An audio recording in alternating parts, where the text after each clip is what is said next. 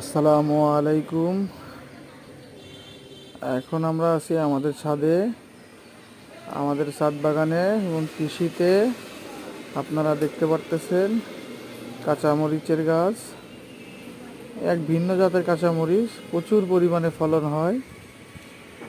আছে আমাদের পুঁইশাকের গাছ, এখানে আছে ভেন্ডি, হ্যাঁ, এখানে আছে বেগুন। ছাদ ছাদ কৃষিতে আরও অনেক সবজি আছে।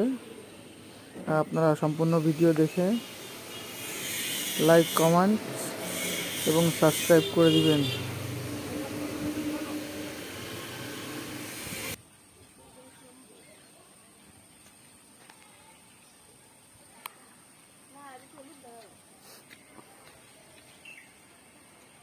টেনে নিয়ে আসা যাবে না? টেনে নিয়ে আসা যাবে না?